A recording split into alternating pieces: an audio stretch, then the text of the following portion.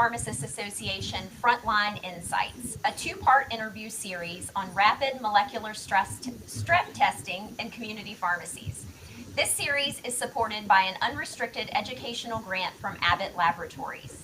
I'm Tana Kafer, pharmacist and Director of Clinical Services at Remo Pharmacies in Richmond, Virginia, and I will be your host. Today's interview will focus on the process of conducting rapid molecular testing for strep in community pharmacies, including workflow considerations, challenges with implementation and how they were overcome, training staff, billing, and so much more. I'm pleased to welcome Samantha Pennington to discuss best practices for implementing strep rapid molecular testing in her pharmacy located in a rural area of Arkansas. Samantha, can you please introduce yourself and briefly describe your practice setting? Yes, Tana, I'm so excited to talk with you today. My name is Samantha Pennington. I'm a pharmacist, pharmacy manager, and the Director of Clinical Services for Community Care RX Pharmacy in Malvern, Arkansas. We are located in a small town. We're an independent pharmacy, and we serve patients in our county, but we also serve patients in 6 or 7 of the surrounding counties up to a 50 or 60 mile radius. So although we are a small town in a rural area, we are a very busy pharmacy and have a very big patient population. And so what inspired the decision to initiate strep point of care testing as a clinical service? Initially, I was inspired by the passage of the act in Arkansas that allowed pharmacists to be able to provide point of care testing, but then also prescribe treatment as a standing order for flu and strep. There was a couple other acts that passed that allowed pharmacists to have additional medical services such as birth control, prescribing, nicotine replacement therapy. Anything that allows pharmacists to practice at the top of their license and just show their value outside of dispensing and show their value within the healthcare system is really inspiring. It's also an additional revenue source, and I'm very blessed to be in Arkansas where we have some really great groups and people who are leaders in all this and who provided us resources and seminars and motivated the pharmacists in Arkansas to provide these services. And so what were the key factors that influenced implementing strep point of care testing at your practice site? So after that act passed, pretty soon afterwards, Arkansas Blue Cross Blue Shield allowed pharmacists the opportunity to become credentialed as providers, which means that we can bill not only for our tests, but for our services and our time. And this is really awesome in the state of healthcare right now. About a third of Arkansans have Arkansas Blue Cross Blue Shield, and so this is what initially made me start considering implementing this service. But when we were selected for the APhA Project Impact Test and Treat project, that's when I really buckled down and decided we were for sure going to implement. And with that project, we were able to receive or borrow a machine and test for flu, strep, and COVID. And in the 4 months, we administered over 40 tests for free to our community. This was the perfect opportunity for us to establish our workflow, train our employees, and kind of work out all the kinks before we started charging people or billing insurance. That's awesome. Yeah, and to kind of get your feet wet, kind of figure out the process. So you mentioned that your setting is primarily rural. Can you tell me about specific needs of your population? Yes, so we are in a small town, and it definitely has a small town feel. Everybody knows everybody and their family, even spanning over all the counties. So we already have a lot of established relationships with our patients through that. In the town of Malvern, we recently lost a couple of primary care clinics, and a couple of MDs that were pretty vital to our healthcare system in Malvern moved on to bigger cities. We have 2 urgent cares, but they're usually pretty busy, especially during respiratory season. So those 2 factors, both the relationships we have already established with patients and then the lack of healthcare services in Malvern, coupled together, put pharmacists in a position to be the primary point of healthcare contact for a lot of patients, surprisingly. So they would reach out to us first. Our county has a low socioeconomic status, low health literacy, lack of resources, and lack of transportation. So it's easy for them to contact their pharmacist who they have a relationship with, who they see, sometimes a couple times a week, and they can call us, talk to us. They trust us, and they know that we have their best interests in mind. And so that really helped us have really meaningful and personal relationships with our patients. I'm also from a very small town, and everyone came to the pharmacy first. Like before Yes. you went, even if you should have called 911, you probably called your pharmacist, right? Yes. All right. What were the biggest workflow changes needed to integrate Strep point of care testing with your existing services? So this was brand new for us. We hadn't done any type of point of care testing previously. And so I was challenged by how we were going to implement this into our already busy workflow. That was the biggest thing for me. And so I really wanted to establish different people's and different positions' roles. So what is the role of the pharmacist versus the technician or the cashier? Who's going to greet the patient when they come in? Who's going to provide the patient with the paperwork, charge them for the service, or collect their copay? Who will take them to the private testing room, test them, and then finish out the service? And so establishing all those different roles was really important. And then there's additional steps for those who want us to bill their medical insurance. So we have to log on to Availity, which is the billing platform for Arkansas Blue Cross Blue Shield. First, determine that their coverage is active, and then determine what we should charge them. So determine the copay and or deductible. And then for the medical claims, you have up to 6 months to bill them. And so I just had to get in the habit of every couple of days or once a week billing those claims. I love what you said about giving everybody a role and kind of investing them in the program so that everybody knows what services you offer and everybody feels like they're a part of it, not just you maybe as the clinical director. So great job with that.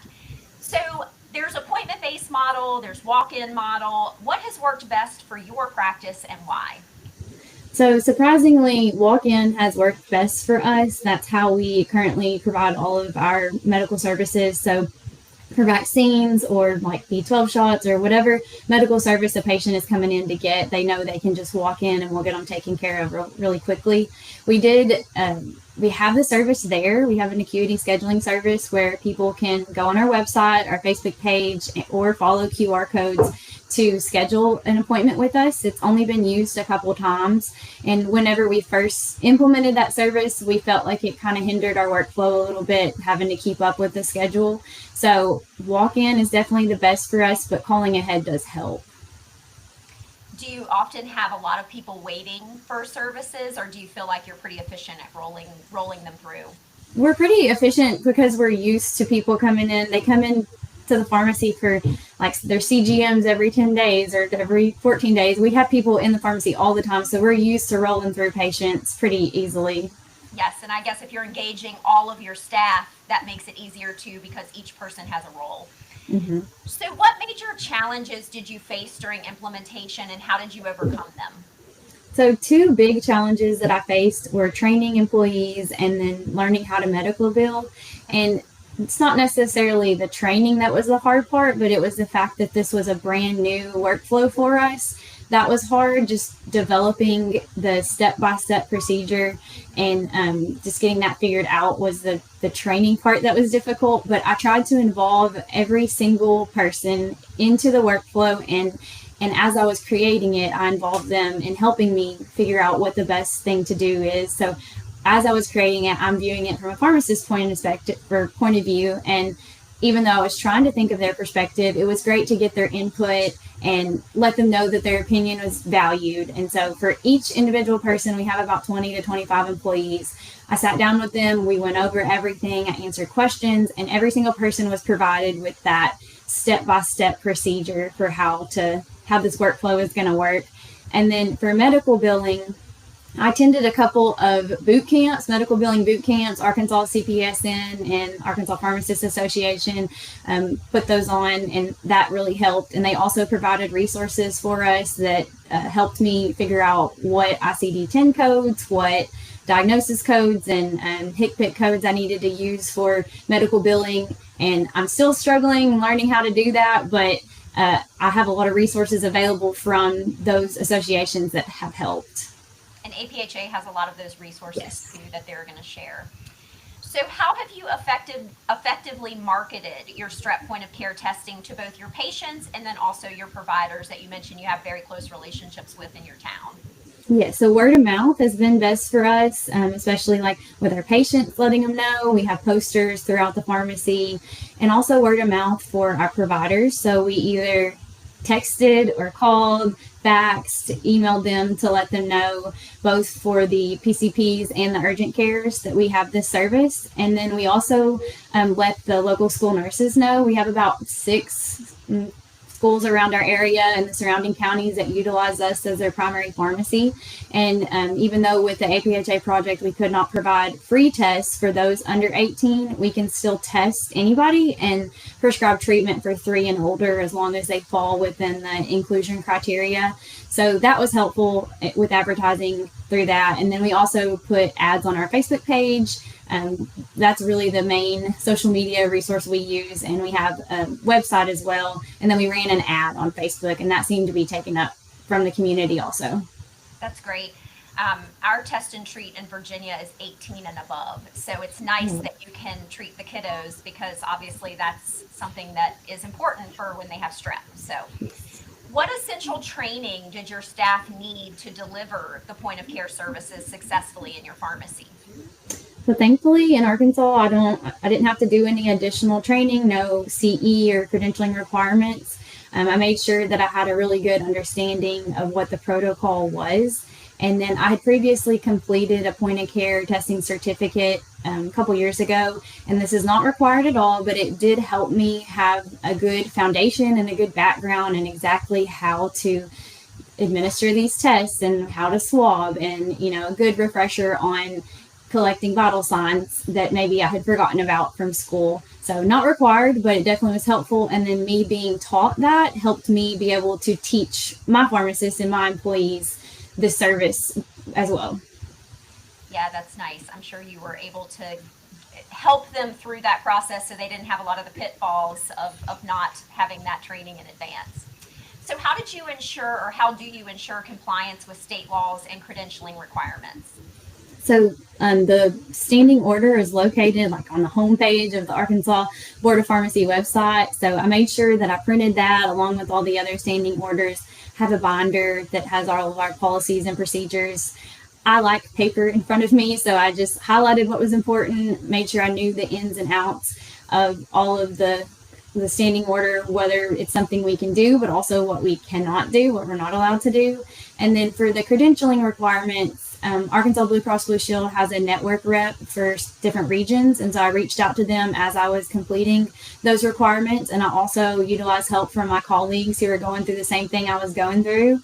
And now there's also resources available from a couple of the people I mentioned before, CPESN and the Pharmacists Association, that have step-by-step guides for Blue Cross Blue Shield credentialing. I heard a lot of common themes. CPSN is a great resource, it seems, Yes. for spreading the word and getting out good materials, as well as the Board of Pharmacy. I forgot to mention to our listeners in the beginning that when we do our question and answer, you do have to log into your YouTube account to be able to access this. So I want to give you some time to do that so that you're able to ask questions when we get to the end. So sorry, I forgot to mention that in the beginning. But back, Samantha, to billing, which is everyone's, we all love this. So what billing or reimbursement challenges, and you kind of already touched on this, have you encountered, and how have you addressed them? So the only medical provider that we can bill in Arkansas right now is Arkansas Blue Cross Blue Shield, and I'm so thankful for that opportunity, but I also have my fingers crossed that other people will jump on board in the future as well. Medical billing and pharmacy billing are vastly different.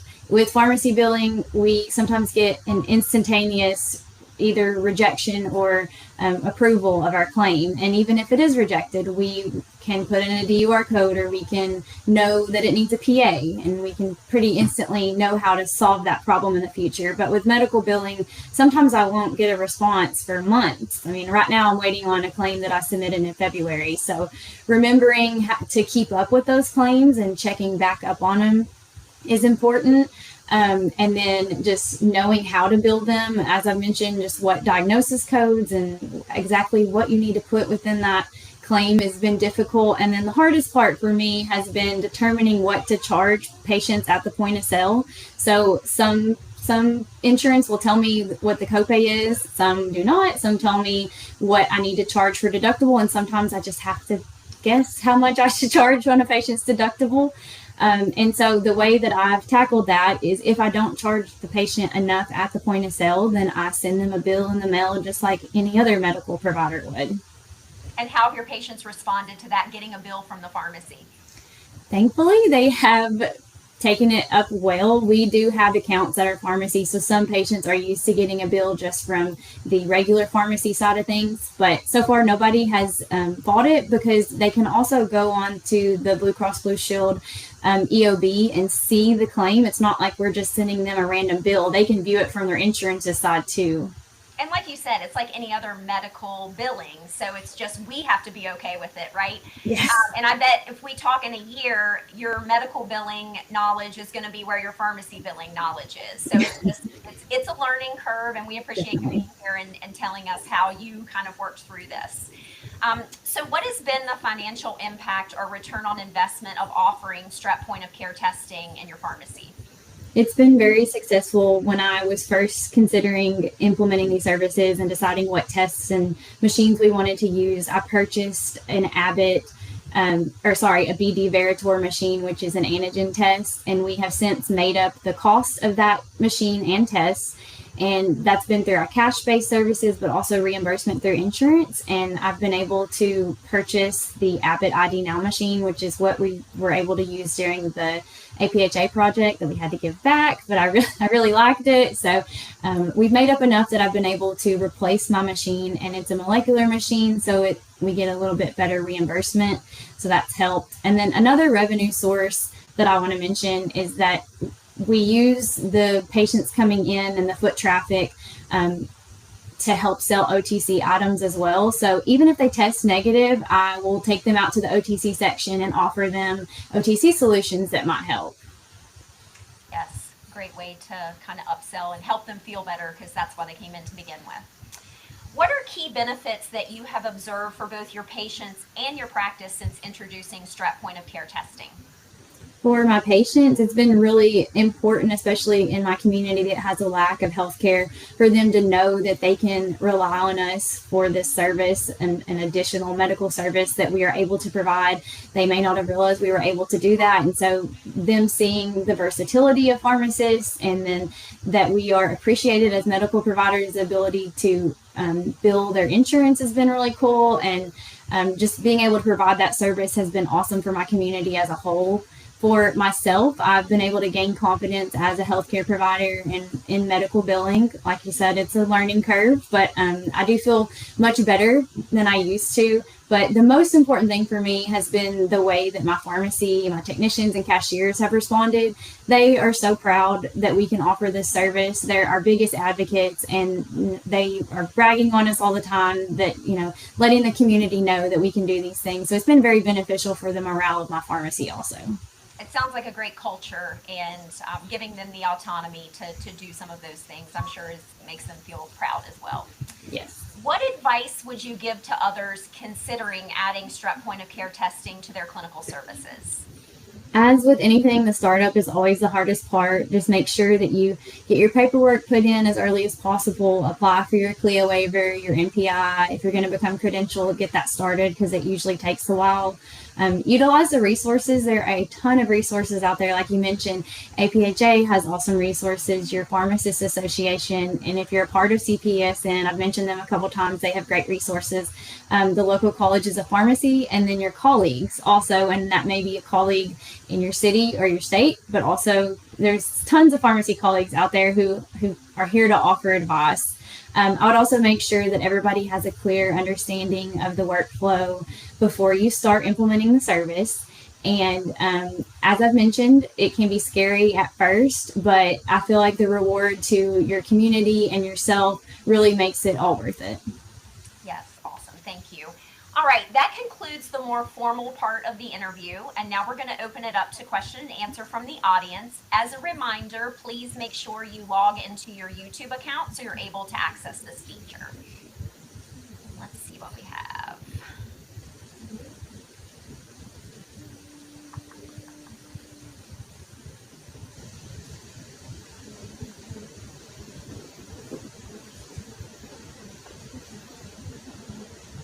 Sorry, I'm trying to read the questions and form them into something that's okay. Oh, so it's also asking, similar question, what are other providers in your state saying about pharmacists providing this service? Are you getting any pushback from that? So far, no, and especially in my area, the providers are thankful. They even have referred patients to us, especially during that period of where we had lost some primary care clinics. So we haven't had any pushback from any other providers so far. And then I think what one of the questions is asking is, how does it compare to laboratory testing, the tests that we So do in the pharmacy? we do have to have like a private area where we conduct the tests, a private testing room, but we're able to perform them in our pharmacy. It's nothing like we don't have to have a specialized lab. It's easy to set up and do within that private space. All right. Just looking to see if there's any more questions.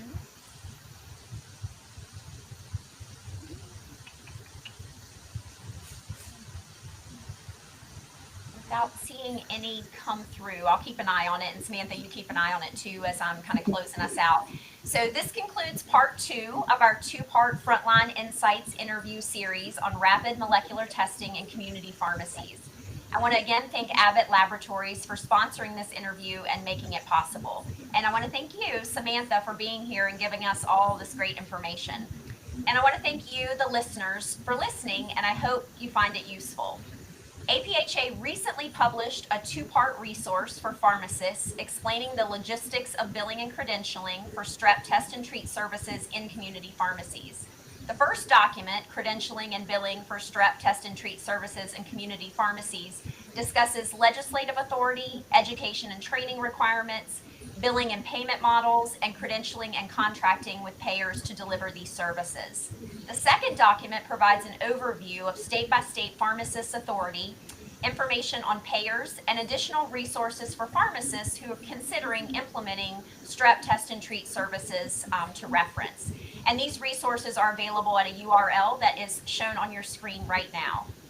Lastly, keep an eye out for all the information coming from APHA. Again, thank you for joining us. For every pharmacist, for all of pharmacy, take care and have a great day.